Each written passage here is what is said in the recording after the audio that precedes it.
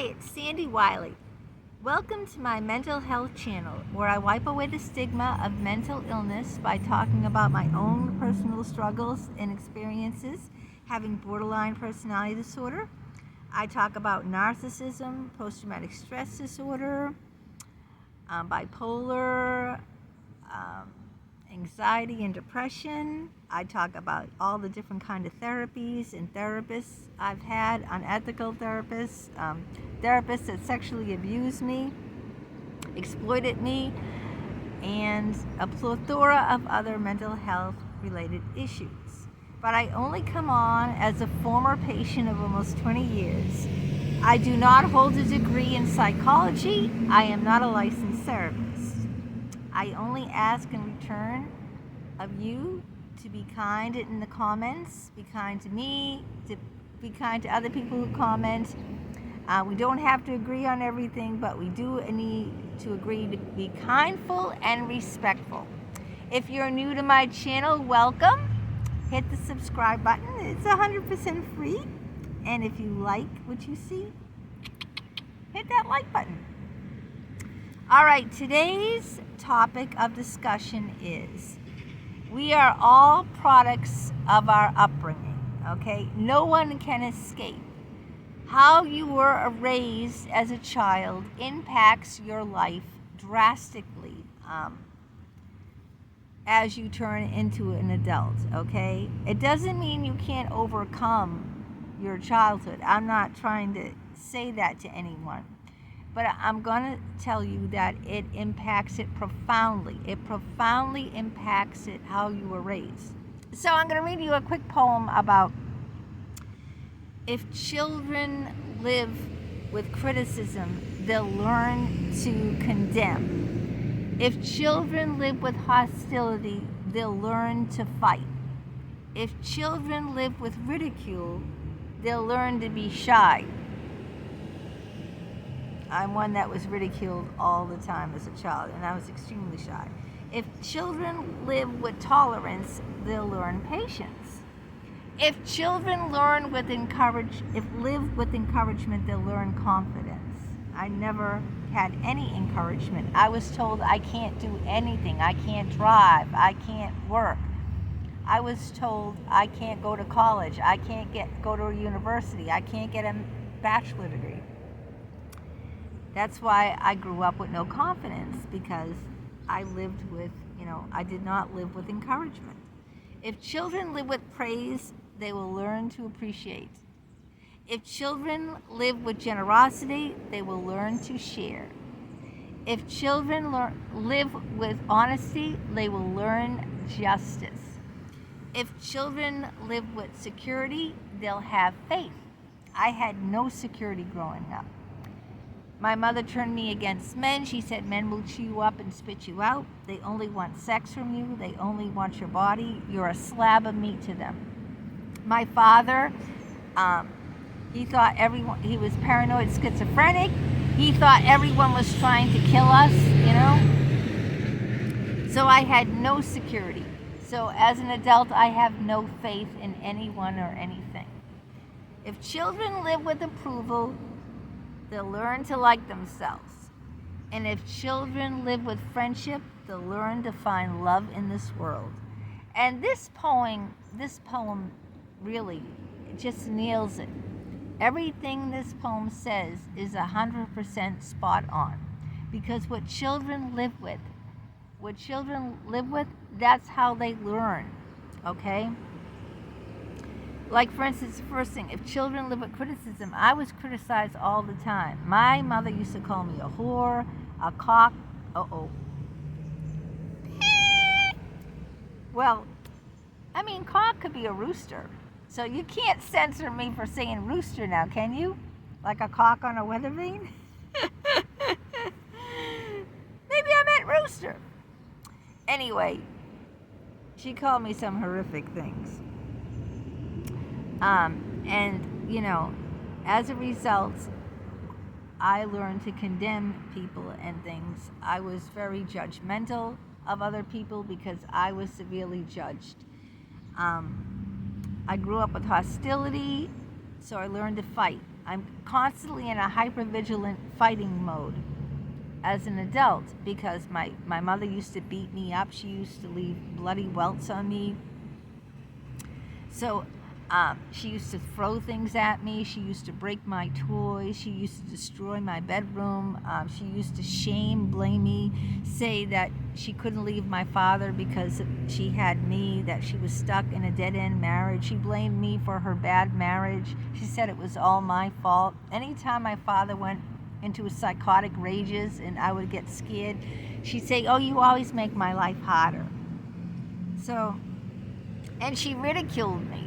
My whole life, my mother ridiculed me, and as a result, I was very, very shy and an introvert, and I kept to myself. I stayed by myself.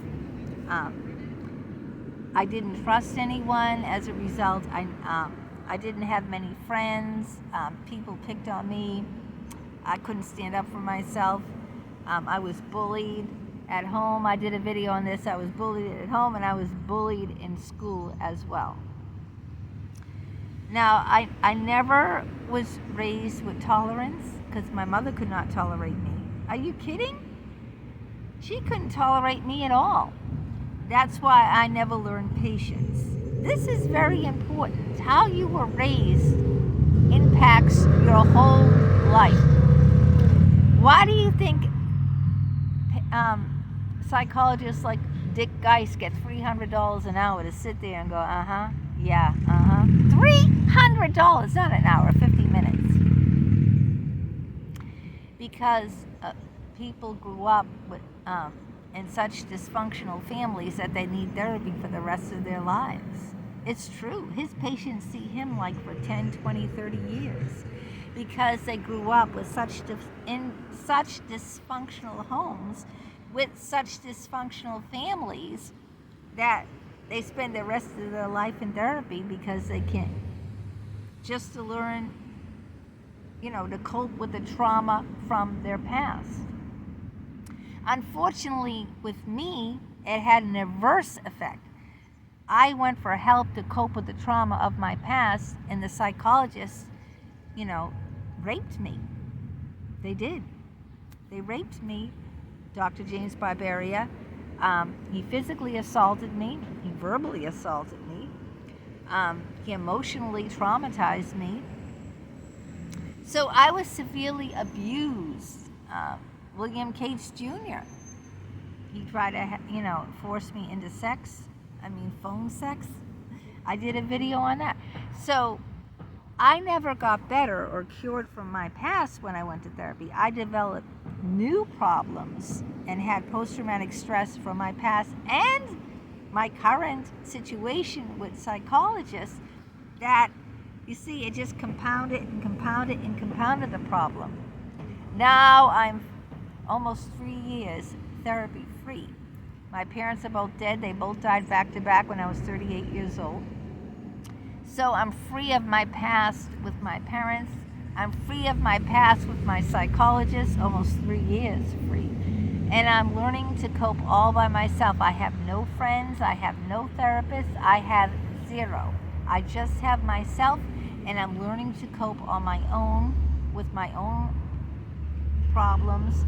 I'm doing these videos to share with other people what I've been through, what I'm going through, my own journey into healing, my own path of rediscovering who I really am and trying to reparent myself because I never was properly parented to begin with. That's why it's very important. Everyone who becomes a parent should have this poem, framed in their house because it's so important to raise your children. Raise them with encouragement. They learn confidence. I was never encouraged to do anything. I was discouraged. They told me, you can't drive, don't get your license. They told me, you can't get an education. We're not going to pay for your education because you're stupid. You can't go to college. You can't drive. You know what my mother told me? Get married and get barefoot and pregnant. That's what she told me. Get married, have your husband take care of you, and be barefoot and pregnant. That's what, Can you imagine that?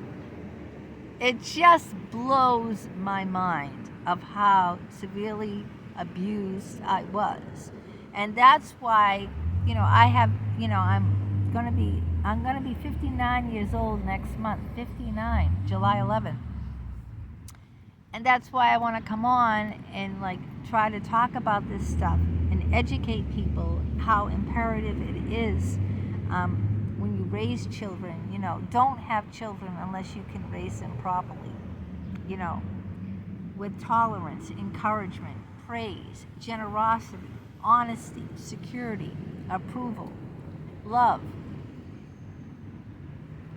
If you can't do that, then don't have children. Do not bring another life into this world that's going to be, traumatized, that's going to be in therapy all their life, that's going to make bad choices based on the parenting that you've done. Don't do it. Just don't do it. Okay? Don't do it. Because you'll be a product like myself, who at 59 years old and one more month is still traumatized by my childhood. All right? And I have, was re-traumatized by my therapists. I've written many books about it. I got the links down below about my schizophrenic father, life of my schizophrenic father, about all my therapies, how I was sexually exploited in my therapies. So I wanted to come on and I wanted to share this poem, and I wanted to tell you, this is the number one thing. Hurt people hurt. What do you think bullies are? Why do you think children who bully other children? Because they're being bullied at home. Do you think if they were loved and shown encouragement and honesty and security and praise that they would bully? They would have no reason to bully other children. They're being bullied by their parents, so they in turn go out. Hurt people hurt. Okay? If someone is hurting you, guarantee it, they have been hurt themselves. They are just passing it on, okay? They are just passing it on. Just like with love. If you show your children love and encouragement and praise, they will pass love, encouragement, and praise on, okay? Sometimes, with luck and a lot of good therapy, I've never had a good therapist, so I wouldn't know anything about that. You can break the chain, okay? That means someone who is abused, instead of going on abusing their children, they can get the help they need and then break the chain of abuse, okay? Because usually it's like, hurt people hurt people. If you were beaten as a child, you go on to beat your child, and your child will go on to and beat their children. But if the person is strong enough and maybe lucky enough, gets the right kind of help, right kind of therapist, because I was only severely abused and re-traumatized in my therapy, they can break that chain. So if they were beaten and traumatized as a child, they can get professional help and work on themselves before they have children. So that when, if they want to have children, they can raise them the right way and break the chain of abuse. But they need to go through their own, healing process and before they can do that, break that chain of abuse. So it's very true. If you look at a lot of people who are disturbed today, borderline personality disorder. I'm a borderline. It's because I've had a very abusive upbringing. Most borderlines, I don't know the percentage, but a majority of borderlines have a traumatic abusive childhood where they were physically or sexually abused, okay? Most borderlines did not have a secure and loving environment, okay? Look the data up. I'm not saying all, but I'm saying a good majority, I don't know the percentage, a good majority of borderline personality disorder is because they were severely abused as children. It's all from our childhood. Every adult you see acts the way they do because of their childhood. I'm telling you. It's not just biology, it's what you grew up with, right? Because if you were adopted, right, and you were raised in a loving environment, you can learn, even if your biology, even say I was adopted and my parents are a narcissistic mother and a schizophrenic father. If I was adopted at a young age and grew up with loving, encouraging, tolerant parents that praised me, adoptive parents, I don't think I would have borderline personality disorder. So I think environment plays a bigger role than hereditary. In my personal opinion now, I told you this is my channel, I'm not a professional. I think that environment, what you grow up with, plays a larger role than hereditary. I believe if I grew up with different parents, if they took me when I was a little baby away from a narcissistic mother who beat me up and belittled me and shamed me, and a paranoid schizophrenic father who was in mental hospitals all my life, if you put me in with loving, kind, encouraging, patient parents that encouraged me to get an education, encouraged me to do things, to live on my own independently, I would have turned into a different woman that you see right now. That's just my belief. But let me know what you think in the comments, and let's have a discussion about it. There's a lot to talk about here, about how you were raised, hereditary versus environment. If you believe that childhood traumas, impact you as an adult, let me know. Okay, a lot to talk about.